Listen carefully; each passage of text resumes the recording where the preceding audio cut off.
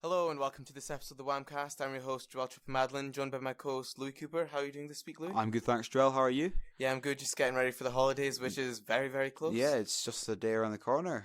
No, so you got any plans, holidays, going away? No, I'm not going away. I think it's just revising, unfortunately, for exams. Exactly, as most of the 4th, 5th and 6th years are probably doing. How about yourself? No, I just revised as well, maybe a bit worky as well. But no, it's Millburn this week has been a very successful sporting week. Oh, yeah. You know, it started off on Monday when the boys rugby team had a 69-5 win against Glenurquhart. And then I believe on the same night, the girls hockey... S1, I was talking about S1 girls. No, basketball. them girls hockey team were 4-1 down at half-time and won 7-6. Oh, that's quite impressive. We also had success for the S1 girls basketball team who won the Scottish Cup. Then the under-15s girls championship one was, yep. Yeah, they won the Scottish Cup, yeah. And then it was the same and then boys came second place, and the S1 boys came in third place. And at the time of recording, it is the under-17s championship right now. Yep. Do we have a score from there already, sir?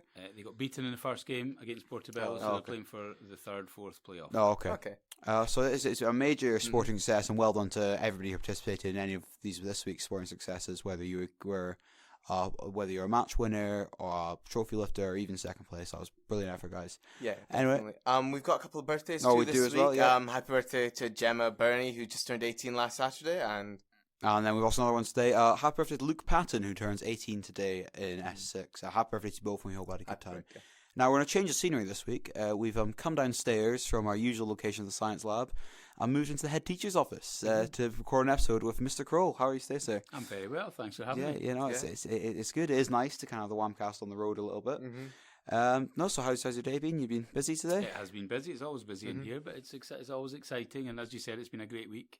Yeah. A busy last week of term, but it's great to have everybody back and competing again in different sports and representing the school so well. Yeah, I suppose that adds a kind of sense of normality again to have the kind of sports back and to everyone kind of interacting and stuff, and it really does go a long way. Absolutely, you know, even just to have it. Yeah, it brings a life back to school that it's been missing for a couple of years. Yeah, for obvious reasons. So. Do you have any plans for the holidays coming up? I'm going to relax for the first week, and then I'll be working the second week. Lots to do just in preparation for SQA and estimates and some Easter study provision. So I'll turn the computer off week 1 because I need to. Yeah, I can imagine. Everybody's tired, you guys included. Yeah, we will be. But yeah, I'll have a break first week and spend some time with the kids and the dog and the cat and the rabbit, and then back to it. All right, yeah, that sounds quite good. So I suppose it's probably been the past, do we call it 24, 30 months? It's 2020. It's probably been the most hectic few years of your life. I mean, would you say? Yeah, it's been challenging. It's been challenging for everybody in different ways. But the reality is, I can obviously talk about it from an educational perspective, and it has been a real challenge, I suppose, just constantly adapting. Constantly changing, and changing quite last minute in lots of ways as well, all with the obvious intent of trying to maintain an educational provision, maintain contact, support, look after people's health and well-being, support families. So it's been a really busy couple of years, but I have to say I'm unbelievably proud of how pupils, our families, our community, and our staff body have risen to what have been significant challenges. So, I'm really proud to be a part of a team and a school community that has functioned as they have through, probably the most difficult conditions we've ever faced in education for a fair period of time. Yeah, definitely. And when it first I'm going back to the start of COVID here as well, because it's probably one of the most interesting periods. At what point did you know, or did you find out that we were going to be off? Was it before anything was announced, or was it? Did you know in the minute? Was it? Yeah, we were working hand to mouth at that point of information. So did you sort of? I know some people it sort of felt that we were going to go into lockdown. Some people didn't think. Were you? It was difficult because we'd never faced anything like that. I mean, this was the first time round for all of us, I guess, to ever understand, I suppose, the complexity of what we were facing. But I was fairly confident that we were going to go into lockdown. It was just knowing when. Yeah. And it was just knowing the time frame because, the news had really kicked in December, January, and then it just started rolling towards us, and before you know it, so it was a quick turnaround for us to go into a lockdown phase, and then try and find all the balance that we needed to. And we were fortunate. We had Google, we had Chromebooks, so we had established a relationship with a digital platform through Google, but that didn't make it an easy transition. Yeah, No, I can imagine. Or I can't imagine how difficult it would have been if we hadn't had the Chromebooks. Yeah, I know. It would have been really challenging. Yeah. Yeah, so because without it, especially with the second lockdown, I feel more so than the first one, because that's when we knew there was going to be an end product, i.e. exams. There's something that's going to come up, and without the Chromebooks, I think there'd be a lot of hassle, a lot of problems. I would agree, and I think the local authorities or young people who weren't afforded a one-to-one device, or it was established during lockdown, it was a more challenging process for them to go through. But it's just a really fortunate part of what we had from an educational provision, and we're fortunate that staff and pupils were engaged in that way, because engagement was tremendous. Yeah, it really was. People worked incredibly hard to provide as best a quality provision they could from a teaching perspective, along with pupils engaged incredibly well, and that was lots of hard work from them and from the support of their parents and carers. So it was a real team effort, I think, and people rose to the challenge particularly well. Yeah, no, definitely so. But I'm just thinking back, for a lot of pupils, there's only 6 people. There's only 1 week left. Yeah. Me and Joelle. And would you have any kind of words or any things you'd like to say to them before they kind of head off into the outside world? Obviously, they've got a bit of time of exams and then summer holidays. But do you have anything? Yeah, it's about. I mean, I think if I would always say to anybody who's leaving school, thank you for all your contribution, and that goes to, of course, both yourselves, the senior prefect team, the wider prefect team, and the 6th year body. You've been a great year group, and I mean that sincerely. You really have. You've been such a contributed so much to school throughout your years here, not just in your senior roles. So we'll miss you. We always do, and it's a bittersweet moment for schools when pupils leave, particularly because as you get older, you form a more mature relationship with your teachers, but that's what we do. We're here to try and provide the best we can for you and support you so that you can go into the world and do great things, and great things you'll do, in lots of different fields. So inevitably, it's always about wishing you well and saying, please keep in touch, because we love hearing, all of the things that you're doing and all of your successes in so many different ways in different parts of the world you end up in. So, keeping in touch, and the beauty of technology these days is that affords us to be able to do that. So, we want you just to go and enjoy it. And I think, if COVID's taught any of us anything, it's really that you've got to make the most of opportunities, and you've got to enjoy life as it is, and you've got to put everything you can to make sure you have as much success but enjoyment as you go through each part of the process, and that you're in each part of the process and not just always looking to the next step. And that's an important thing. So, the message from us is that always wish you really well. Thank you so much for all you've contributed to school, and please keep in touch and keep it exciting for us. Of course. Thanks. Yeah, I think one of the ideas, some of the hosts who we've interviewed for the podcast was actually to have like a "Where Are They Now" segment. So they were thinking that they might invite former pupils to come on the show, which I think would be quite interesting. Yeah, that would be really interesting. Yeah, because that's what we've been doing this week. We've done lots of interviews by new hosts and who might come on, and that's left us with a headache because we've had some really, really good candidates come forward. However, it's definitely some ideas being presented to us. I think Where Are You Now? Because when you leave school, obviously we haven't done it yet, but people, and people go off in completely different avenues that maybe you wouldn't expect or you wouldn't know, and then you go off and you're amazed by it. And there's a lot of really exciting opportunities out there. I suppose that kind of leads on to our other kind of group we were asked if you had any words for, and that's the P7s coming up, because because we've managed to get quite a strong listener base from them. Yeah, we made a P7 transition episode. So in how we've spoken to them, and so we've already kind of ingrained Whamcast and started to hypnotise them with it. So we've got that for them, and we are hoping that it is as successful next year, and so that with them listening as we have. I'm sure it will be, because you've established it really well, and as you say, you've formed a listener base, which is brilliant.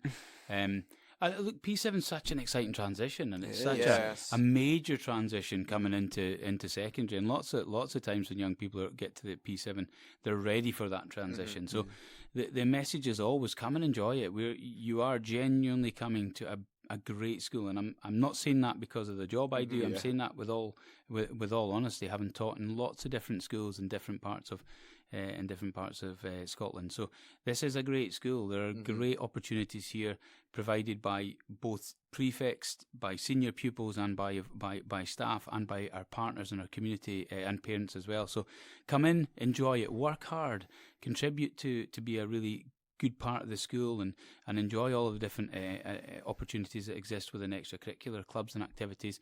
You know, we talked earlier, right at the beginning, about the success and sporting success of teams. Come in and be a part of things, and make new friends, and just enjoy every part of school, and work hard and do your best, and that's the pathway for you all the way through Millburn. So I'm excited. We always look forward to them coming, because you guys are leaving, so it's great to welcome in the next cohort and do our best with them. Yeah, I've definitely felt through school it's absolutely, the more you put in, the more you'll get out. If you put in 10%, you'll get 100% out. Honestly, just always try new things, try different things. Go out there. If you maybe don't have any friends going there, you'll find people there. You know, and you'll find people with similar interests. And there's so many amazing things that I've had the opportunities to do, because being part of the school, and so many brilliant opportunities that have come up through me kind of biting the bullet and going, you know what, I'm going to go give it a go. Yeah, absolutely. And obviously I understand some people might be nervous or shy to give it a go, but I would say to go out there and to just try it. And this doesn't need to be P7s, or it can be anyone leaving school. You know, I feel when you're going into life, you see an opportunity, just grab it, because you don't know if it'll come back around again. And if it tempts you even the slightest, don't let anything hold you back, and make the most of it. Absolutely. Yeah, I think like Mr Croall said, there's lots of opportunities coming up to Millburn. There's lots of clubs, I think maybe 60, 70. Yeah, there's trips that hopefully are starting back up after COVID. Yeah, there's lots. I mean, we've been really fortunate. One of the things that we talked about as a staff this time last year, actually, was as we come out of lockdown, how important it would be to try and reconnect our young people with school and with our wider community, and with themselves. Because lockdown had an impact on everybody in a different way, and a big commitment staff made was to put masses of extracurricular clubs on, which has been outstanding. Not just sporting clubs, lots of different clubs and activities. So there was 73 clubs running this year, which genuinely is quite exceptional. But again, it's brought back a buzz back to the school. It's reconnected young people, and it leads to different participation and different successes. So it's a really positive thing. So get involved in them. You're right. Yeah. Now we've kind of spoken about this school and our experience in school, but what was your school life? School life like? Say, you know, like back when you were, you know, just. Well, I grew up in the Borders, Scottish Borders. I went to a school called Earlston High School, which is an excellent school. It's a very successful school. Comparable to Millburn? No, more successful from an attainment perspective. Yes. But it's a great school. Very similar in terms of size, very similar in terms of catchment. It's just about 4 miles from where I lived, which was a town called Melrose, which is the place where seven-a-side rugby was invented. Oh, right. Okay. Way back in the day in 1877. So I that wasn't when you were in school, though. So. It wasn't. I've just missed it by a couple of years. Oh, okay. I grew up in the Borders and loved it, and I played a lot of sport and played an awful lot of rugby. Yeah. And it was the love of sport, and I had a great PE department just like we've got here, who were really committed, enthusiastic to masses of sport and extracurricular. So I followed a pathway into teaching and PE teaching, and that was the kind of start of my journey as I left school. So school was great fun for me. I could have worked harder in fifth year and had to work hard in sixth year. That's the confession. But yeah, I enjoyed school.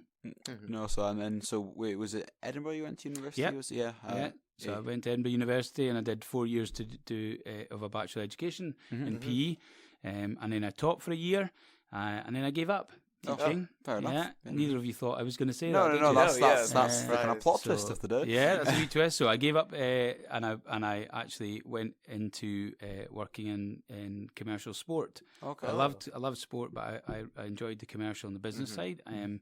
And then I spent some time travelling, and then I did my master's degree in Australia, in commercial sports sponsorship and marketing, because I was really interested in that. And then I lived in Australia for 4 years, and I worked in commercial sports sponsorship, working with elite athletes and on their marketing and negotiating sponsorship contracts for them. And then came back and worked in London for a year, and then decided I was ready to come back to Scotland because I missed it. And I came back, and there isn't the same market in Scotland for commercial sports sponsorship as there is in Australia, which is obviously very.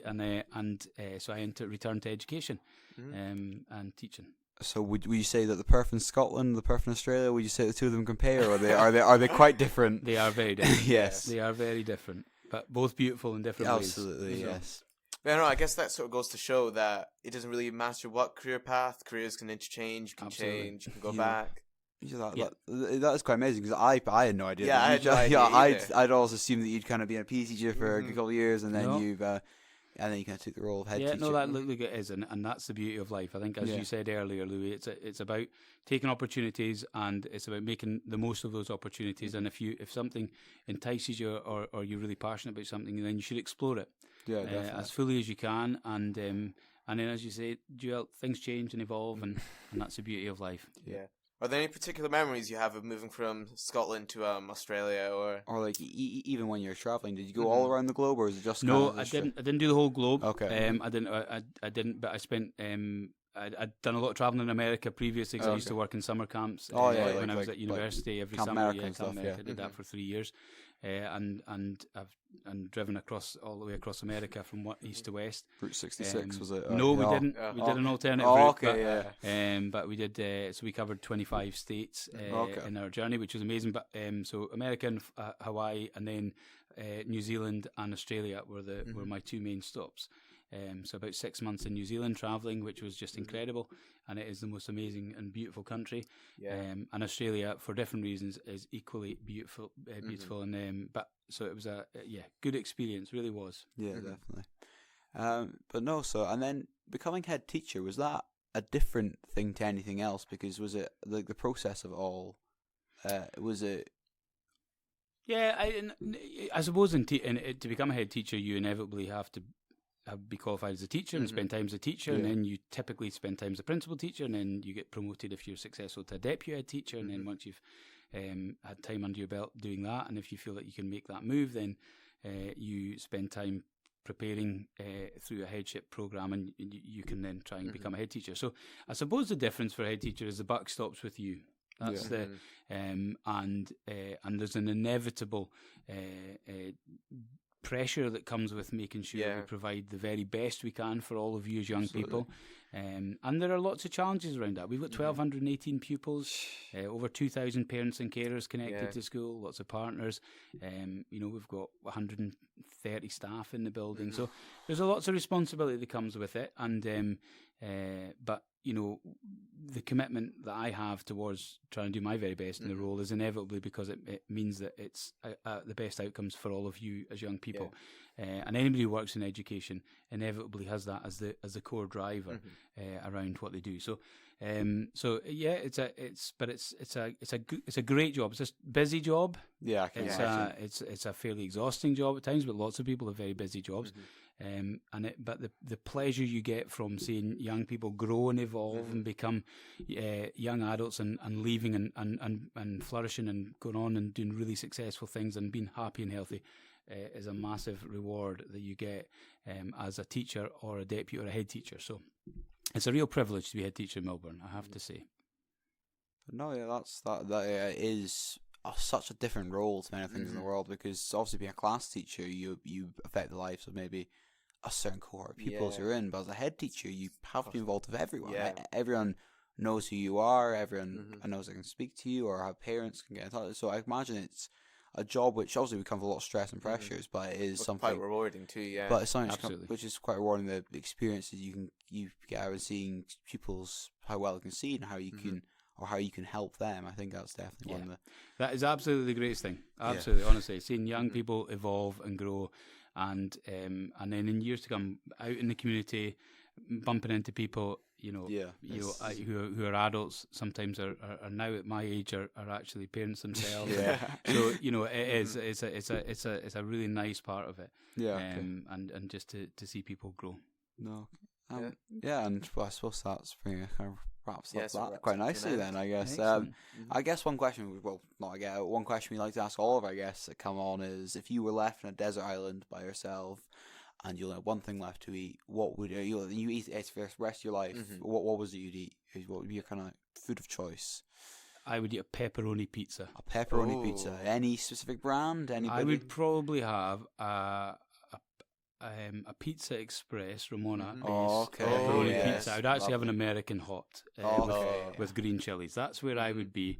But if there was no Uber Eats option, then I would probably settle for a Domino's. So that's good. Definitely pizza though. Yeah, definitely. No, it is such a. It has been one of the most popular answers. Pizza as well. Is that right? Yeah, because what I was going to say to you, Lou, was I would have some of your cooking from Masterchef. In risotto. S2. No, it was the king prawn. That was I wasn't the brightest cook then, and I actually almost got myself kicked out of the competition by almost ruining my food, because I made the food and it was sat there, but the judges had kind of gone around anti-clockwise, and I'd been last then, but of course I'd made this food and it was ready, but they were still waiting. It was you and Miss Patience at the time, or I can't remember. I think maybe Miss Patience, or maybe one of the other guidance teachers, and you're going waiting around. I went, I don't know what to do, so I basically just pinged it in the microwave, and it had this kind of mozzarella kind of chip I'd made out of frying the mozzarella, and I'd left it on top. So when it came to you, it had kind of bubbling hot mozzarella just being scalded on. It was tasty. And prawns which are slightly rubbery now after. I was like, no, they're gonna come out, the food's gonna be really cold, what we're gonna do? It looked amazing, it did, and it tasted good. It was very impressive, I have to say. But then I got there to the next round, and of course I live in a really old house. And so I have an aga, the ovens, where you just kind of put it in. The heat's always set at a certain thing. So I know my temperatures. I've got the one there, which we call the sausage roll oven, because it's only really hot enough to cook sausage rolls or kind of other small things. You've then got another door, which is not really used for anything. And then you've got the hot and then the super hot. So when it came to me using the electric ones on home ec, I thought, 180 degrees, that looks quite hot. I wouldn't want to touch that. I put it in. Turns out I should have cooked it at about 220 degrees. So I then took out this kind of base of a tart I tried to make, and the whole thing just crumpled in the weight of trying. And it was uncooked dough, and the apple was a bit soggy as well. And the actual judge then just went, yeah, Lou, I think I'll just eat your main, thank you. So that is a lesson in culinary cooking, in how to always read the instructions beforehand. It's also a lesson in taking part in every opportunity you absolutely can. Reflect that was another one. That was the Masterchef run, which I don't know they do anymore, which was really good. We haven't, but again, we'll get these things back up and running, because it's re-establishing as we get back to some normality is a really important thing, and there's so many great activities, events where we had strong partnership relations that we need to work on. Yeah, absolutely. So we'll get those going again. Well, no, and thank you very much for coming on, sir. Thank you. And absolute pleasure. I understand you're quite busy, so for you to be able to to squeeze us in for even just 10-20 minutes today, it's been really helpful. I've really enjoyed that. Thank you very much. Yeah. And thank you to both of you. All the best with what comes after us. Absolutely. Me and Louis both have siblings coming up next year, so those will be our replacements. So we carry on. Carry on. You lose one problem, you get another. It'll be great. Anyway. And that'll maintain the connection, knowing exactly where you are, along with where are you now. Exactly. Keep in contact. So thank you for this and for all that you've done. No problem. Anyway, and we hope everyone has a good holidays, and we will see you then, where we have got a special last week of Joelle and I's season 1 of Whamcast, and where we have an episode for you every single day we are in school. So that's Tuesday, Wednesday, Thursday and Friday. And on Friday we will announce to you who your new hosts will be for next year, and they'll hopefully be on the show as well. So, and on that bombshell, we will hope you have a good holiday, and we'll see you then. Thank you. Bye.